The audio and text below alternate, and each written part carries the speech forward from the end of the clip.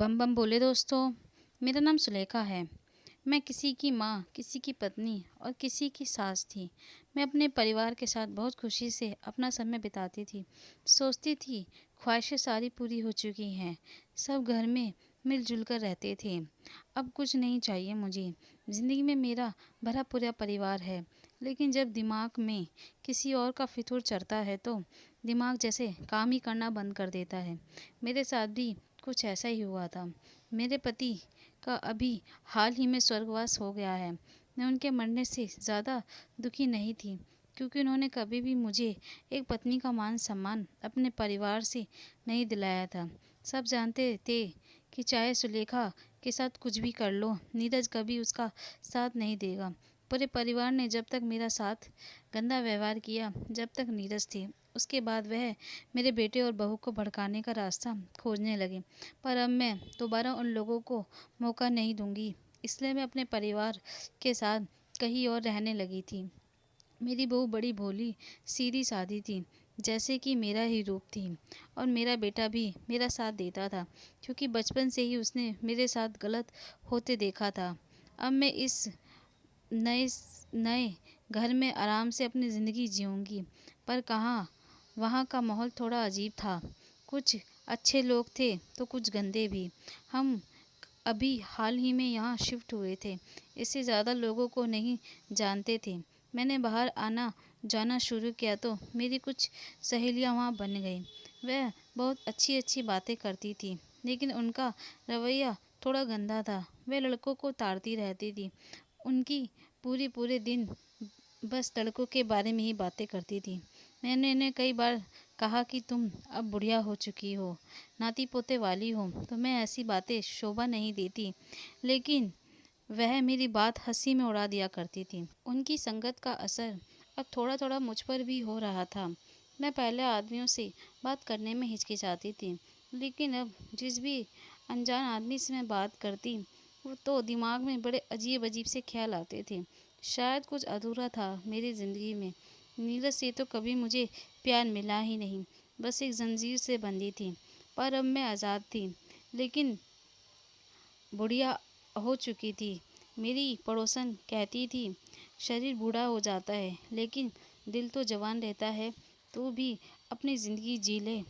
उनकी बातें मेरे हौसलों को और बुलंद करती थी। पर समाज में मेरे बेटे की इज्जत भी थी। मेरी बहू मुझे कभी भी किसी चीज़ के लिए रोका टोकी नहीं करती थी। मैं जो कुछ भी पहनूं, कुछ कैसे भी रहूं, कुछ भी खाऊं, वो मेरी खुशी में खुश रहती थी।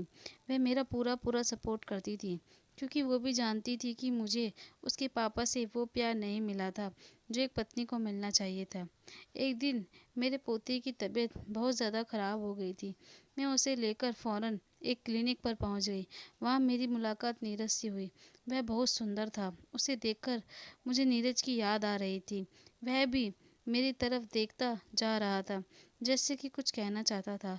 पर मैं थोड़ा दूर हट गई और वापस अपने घर आ गई थी। उसके इशारे मुझे बेचैन कर रहे थे। वह शायद 35 साल का होगा। मैं उसे अपने दिल से मिटा नहीं पा रही थी, और कब मैं भी उससे प्यार में पड़ गई। मैं पूरे 16 श्रृंगार करके उसके क्लिनिक पर जाती थी। वह बस मुझे दूर से ही खड़े खड़े देखता रहता था। मैं भी कई बार बीमारी का बहाना बनाकर उसके पास जाती थी। उसके लिए कभी चॉकलेट लेकर तो कभी चाय बनाकर ले जाती थी। मेरे कपड़ों का भी लहजा बदल गया था। मैं अपनी बहू के कपड़े पहनने लगी थी। शॉर्ट ब्लाउज, शॉर्ट सूट में वापस से अपनी जवानी में आ गई थी। क्या नीरज भी मुझे चाहता था, या उसकी बस ये हवस थी? बड़े अजीब गरीब से सवाल मेरे दिमाग में घूमते रहते थे। मैं अपनी ज़िंदगी वापस से जवानी जैसे जीने लगी थी, बिना किसकी परवाह किए। लेकिन इसका भुगतान मेरी बहू कर रही थी। सब आस पड़ोस के मेरी बहू को सुनाकर चले जाते थे, तुम्हारे साथ सास कैसे कपड़े पहनती है, इतना सस्ती संवरती है, तुम उन्हें मना नहीं करती। पर वह बेचारी मुझे कुछ भी नहीं कहती थी। मुझे इन सब की आदत सी पड़ गई थी। मैं रोज़ रोज़ नीरज के क्लिनिक जाती थी। उसके यहाँ आए हुए मरीज़ भी हमारे बारे में बातें बनाते थे। एक बुढ़िया को जवानी छा रही है, अपने बेटे जैसे लड़के को फंसा रखा है। मैं सब बातें जानकर भी बेफिक्र थी, लेकिन सच तो तब मेरे सामने आया आया आंखें तो जब मेरी खुली, जब नीरज बिना बताए पता नहीं कहाँ चला गया था। उसने कुछ भी नहीं बताया, न फ़ोन नंबर दिया, एकदम से मेरा इस्तेमाल करके चला गया। उसने कुछ भी नहीं बताया।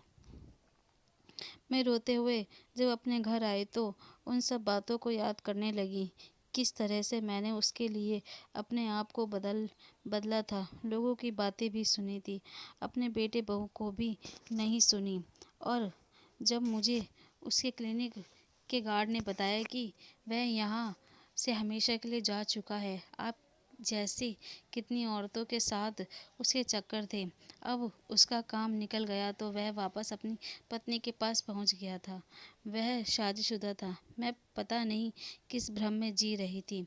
वो तो बस मेरा इस्तेमाल कर रहा था और यहाँ मैं अपने बुढ़ापे में जवानी लाने में लगी थी। जहाँ मुझे भगवान का नाम लेना चाहिए था, वहाँ मैं हील की सैंडल पहनकर घूम रही थी। सबने कितना समझाया था कि यह सब गलत है, पर मैंने एक की भी नहीं मानी। अब मुझे पछतावा हो रहा है कि मैंने अपने बुढ़ापे में दाग लगवा लिया। इसलिए अब मैं भगवान के नाम के साथ जीना चाहती थी। मैं वापस से अपने रूप में आ गई थी और उन लोगों के साथ भी बैठना बंद कर दिया था।